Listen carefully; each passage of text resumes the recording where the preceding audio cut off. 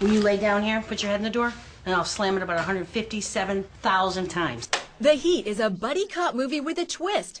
It stars two women, Sandra Bullock and Melissa McCarthy, and is one of the only movies this summer to have female leads. I'm not getting anywhere, really. I can't lift him up. Screenwriter Katie Dippold says writing for these women was wish fulfillment. I always grew up watching these buddy cop movies, and the two guys are always so funny, and they're just so cool and tough, and they're like have this great banter and camaraderie, and they're taking down a drug lord at the same time. And I always wanted to be that. Sandra Bullock was saying actually that for this film it was important for her that these roles could have been played by men, but they were women. I wanted it to just be these two women who are just awesome at their jobs, and they're just tough and great. But then, at the same time, I didn't want to completely ignore the fact that they're women. Testosterone fuels the box office this summer, from Man of Steel to Wolverine to The Lone Ranger, something the Heat stars approach with their trademark humor. I have a lot of masculine tendencies, so I say I'm bringing my testosterone as well. Melissa? Myself as well.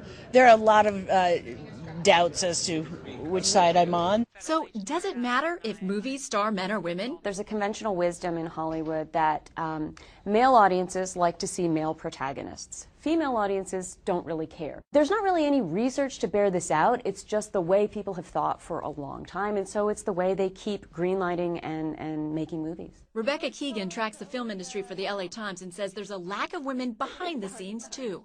Of the top films last year, 18% of all the writers, directors, and producers were women. That's according to the Center for the Study of Women in Television and Film. What are those? They're Spanx. They're Spanx. They just hold everything together.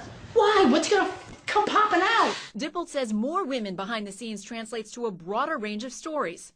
But ultimately, when it comes to humor, I feel like funny is funny, and it's not so much like this female sense of humor versus a male sense of humor.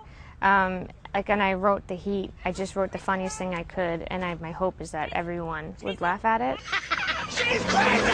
Margaret Conley, CNN, Hollywood.